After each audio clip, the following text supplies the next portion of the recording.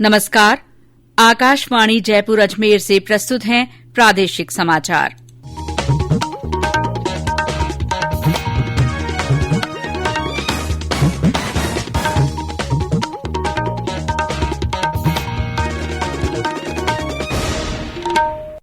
मुख्य समाचार। प्रदेश के 90 शहरी निकायों में अध्यक्ष के चुनाव के लिए 281 पार्षदों ने नामांकन दाखिल किए। राज्य में 4 फरवरी से शुरू होने वाले कोरोना टीकाकरण के दूसरे चरण में फ्रंट लाइन हेल्थ वर्कर्स को टीका लगाया जाएगा। देश में कोविड से स्वस्थ होने की दर 97.05% हुई। भ्रष्टाचार निरोधक ब्यूरो ने निलंबित आईपीएस मनीष अग्रवाल को रिश्वत प्रकरण में गिरफ्तार किया। और प्रदेश में आज भी अधिकतर स्थानों पर न्यूनतम तापमान में मामूली बढ़ोतरी से लोगों को सर्दी से और राहत मिली। समाचारों के साथ मैं शीला चावला। कोविड-19 महामारी के खिलाफ देश एकजुट होकर लड़ रहा है। आप भी हमारे साथ सुरक्षा और बचाव के 3 आसान एहतियाती उपायों का संकल्प लें। मास्क पहनें, 2 गज की दूरी है जरूरी, सुरक्षित दूरी बनाए रखें, हाथ और मुंह साफ रखें। और अब समाचार विस्तार से। प्रदेश के 90 शहरी निकायों में अध्यक्ष के चुनाव के लिए कुल 281 पार्षदों ने नामांकन पत्र दाखिल किए हैं। अजमेर नगर निगम में मेयर के लिए 5 प्रत्याशियों ने नामांकन पत्र भरे। सबसे ज्यादा 9 नामांकन हनुमानगढ़ की संगरिया नगर पालिका के लिए भरे गए। झुंझुनू की चिड़ावा नगर पालिका में भी 8 नामांकन दाखिल किए गए। बांसवाड़ा के कुशलगढ़ और नागौर के कुचेरा में केवल एक ही नामांकन पत्र भरा गया। करीब 23 नगर निकायों में 2-2 प्रत्याशियों ने नामांकन पत्र भरे हैं।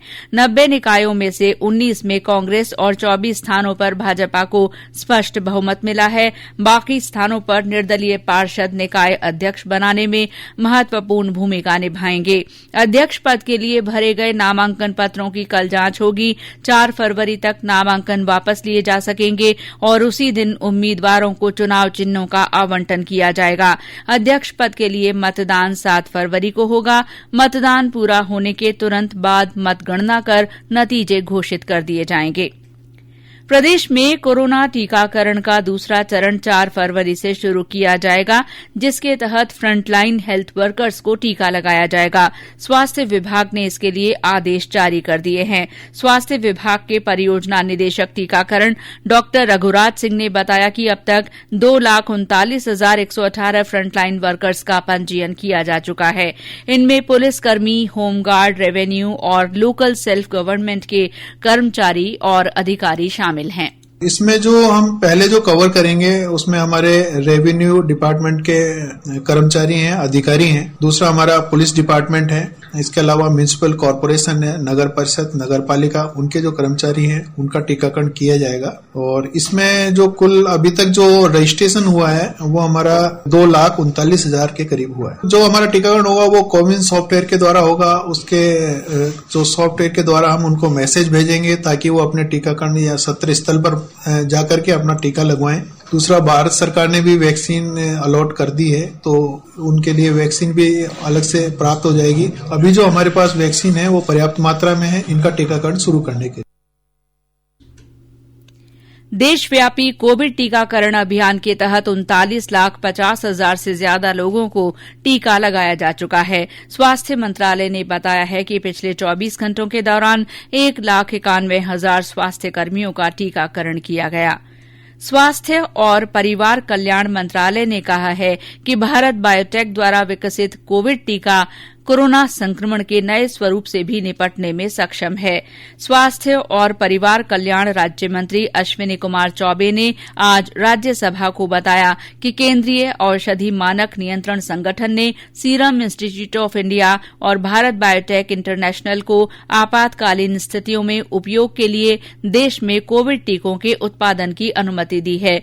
उन्होंने सदन को ये जानकारी भी दी कि कोविड टीके की 1,65,00,000 खुराक खरीदी गई हैं, जिनमें से 1,10,00,000 सीरम इंस्टीट्यूट ऑफ इंडिया से और 55 लाख भारत बायोटेक से खरीदी गई हैं। आकाशवाणी के श्रोताओं तक कोरोना वैक्सीन से जुड़ी जानकारी पहुंचाने के उद्देश्य से समाचार बुलेटिनों में महत्वपूर्ण सवाल जवाब श्रृंखला प्रसारित की जा रही है। इसी के तहत आज का प्रश्न है, कोविड का टीका कहां लगवाया जा सकता है? इसका जवाब है, सरकार द्वारा निर्धारित टीकाकरण केन्द्रों पर जाकर कोविड वैक्सीन लगवाई जा सकती है। देश में कोविड से स्वस्थ होने की दर बढ़कर 97.05% हो गई है। पिछले 24 घंटों के दौरान 13,423 लोग स्वस्थ हुए हैं। इस दौरान 8,655 नए कोविड मरीजों की पुष्टि हुई। इसके साथ ही इस महामारी से संक्रमित लोगों की कुल संख्या 1,07,66,245 हो गई है। स्वास्थ्य मंत्रालय ने बताया है कि अब तक 1,04,48,406 लोग संक्रमण से मुक्त हो चुके हैं। केंद्र सरकार की ओर से कोरोना के विरुद्ध जन जागरूकता आंदोलन चलाया जा रहा है। इसी के तहत आकाशवाणी जयपुर के समाचार बुलेटिनों में प्रसारित की जा रही विशेष श्रृंखला जनता का संदेश जनता के नाम में सुनिए हमारे एक और श्रोता का संदेश। मैं गमनाराम समनाराम चौधरी, गाँव दुगवा, तहसील सांसो, जिला जालोर। मैं आप सभी देशवासियों को कहना चाहता हूँ कि अभी कोरोना खत्म नहीं हुआ है, इसलिए आपको बाहर जाते समय मुंह पर मास्क लगाए, 2 गज की दूरी बनाए रखे और बार बार साबुन से हाथ धोए। जय हिंद, जय भारत। हमारे और श्रोता भी कोरोना जन जागरूकता आंदोलन से जुड़ सकते हैं। इसके लिए आपको अपना संदेश रिकॉर्ड कर या टाइप कर हमारे व्हाट्सएप नंबर 9414052368 पर भेजना होगा। चयनित संदेशों को आगामी बुलेटिनों में शामिल किया जाएगा। समाचारों में आगे बढ़ने से पहले कोरोना से बचाव का ये संदेश सुनिए। खुद को इससे दूर रखना, सोच समझ कर खुद है परखना, भीड़ भाड़ हो कम या ज्यादा, मास्क सदा चेहरे पे रखना। ओ आपस में 2 गज की दूरी रखनी है इस समय जरूरी। समाचारों में आपका फिर स्वागत है। भ्रष्टाचार निरोधक ब्यूरो ने आज कार्रवाई करते हुए निलंबित आईपीएस मनीष अग्रवाल को रिश्वत मांगने के प्रकरण में गिरफ्तार किया है। ब्यूरो के महानिदेशक बीएल सोनी ने बताया कि हाईवे निर्माण कंपनी के मालिक से दौसा के तत्कालीन पुलिस अधीक्षक मनीष अग्रवाल के नाम पर दलाल नीरज मीणा को कुल 38 लाख रुपए की रिश्वत की मांग करने पर इस साल 13 जनवरी को गिरफ्तार किया गया था, जिससे पूछताछ के बाद आज ये कार्रवाई की गई। एसीबी राजस्थान द्वारा आज श्री मनीष अग्रवाल, जो कुछ समय पहले तक दौसा के जिला पुलिस अधीक्षक के पद पर तैनात थे, उनको आज गिरफ्तार किया गया है। प्रिवेंशन ऑफ करप्शन एक्ट के मुकदमे में गिरफ्तार किया गया है। इनके आवास स्थल की अभी तलाशी चल रही है। इससे पूर्व एक दलाल श्री नीरज मीणा के विरुद्ध और श्री मनीष अग्रवाल के विरुद्ध मुकदमा दर्ज हुआ था, जिसमें नीरज मीणा को गिरफ्तार किया गया था और उनको कई दिन तक रिमांड पे रख करके और काफी सूचनाएं उनसे प्राप्त हुई थी। उसके आधार पर आज मनीष अग्रवाल को गिरफ्तार किया गया है। इस वर्ष के पद्म पुरस्कारों के तहत पद्मश्री पुरस्कार के लिए चयनित हस्तियों में राजस्थान के श्याम सुंदर पालीवाल शामिल हैं। उन्हें पर्यावरण क्षेत्र में किए गए उल्लेखनीय सामाजिक कार्यों के लिए ये पुरस्कार दिया जाएगा। राजसमंद जिले के पिपलांत्री गांव के तत्कालीन सरपंच के रूप में श्री पालीवाल द्वारा जल संरक्षण के लिए किए गए कार्यों से गांव की कायापलट हो गई। अंतर्राष्ट्रीय स्तर पर इसे पिपलांत्री मॉडल के नाम से जाना जाता है। इस मॉडल को राजस्थान, महाराष्ट्र, बिहार और अन्य राज्यों की 157 पंचायतों में अपनाया गया है। इनके प्रयासों से सामुदायिक भागीदारी से गांव में 3.5 लाख पौधे लगाए गए, जिससे ये क्षेत्र ग्रीन बेल्ट में तब्दील हो गया। किरण निधि योजना के तहत प्रत्येक बालिका के जन्म पर 111 पौधे लगाने की उनकी पहल को काफी सराहना मिली। श्री पालीवाल की प्रेरणा से अब गांव के लोग अपने जीवन के हर महत्वपूर्ण कार्यक्रम को पौधे लगाकर यादगार बनाते हैं। चिकित्सा और स्वास्थ्य मंत्री डॉक्टर रघु शर्मा ने अंगदान को सबसे बड़ा दान बताया है। उन्होंने कहा कि एक व्यक्ति अंगदान कर कई लोगों की जिंदगी बचा सकता है।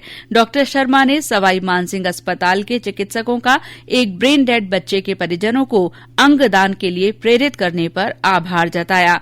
उन्होंने बच्चे के माता पिता की अपने बच्चे के अंगदान करने के लिए सराहना की। गौरतलब है कि कल जयपुर के सवाई मानसिंह अस्पताल में बस्सी के 14 वर्षीय बच्चे के अंगदान के बाद उसके अंगों से 4 लोगों को जिंदगी दी गई है। जोधपुर संभाग के माडा क्लस्टर और बिखरी जनजाति क्षेत्र के अनुसूचित जनजाति समुदाय के विकास के लिए मारवाड़ क्षेत्रीय जनजाति विकास बोर्ड माडा का गठन किया गया है। बोर्ड का मुख्यालय जोधपुर होगा, जिसमें अध्यक्ष, सदस्य सचिव, 13 पदेन सदस्य और समुदाय के 6 प्रतिष्ठित लोग सदस्य होंगे। जनजाति क्षेत्रीय विकास विभाग इसका प्रशासनिक विभाग होगा। जनजाति क्षेत्रीय विकास मंत्री अर्जुन सिंह बामणिया ने ये जानकारी देते हुए बताया कि बोर्ड जोधपुर संभाग के अनुसूचित जनजाति समुदाय के उत्थान और विकास के विषय में स्थायी परामर्शदात्री संस्था के रूप में काम करेगा। अजमेर जिले में गुमशुदा नाबालिग बच्चों की तलाश और पुनर्वास के लिए ऑपरेशन मिलाप अभियान आज से शुरू हुआ। इसके लिए थाना स्तर पर 2 टीमों का गठन किया गया है। पुलिस अधीक्षक जगदीश चंद्र शर्मा ने बताया कि अभियान में समाज कल्याण विभाग, बाल अधिकारिता विभाग और चाइल्ड लाइन का सहयोग लिया जाएगा। इसके लिए child tracking system web portal भी बनाया गया है। उन्होंने बताया कि ऐसे बच्चों को तलाशने के बाद उनकी घर वापसी की भी व्यवस्था की जाएगी।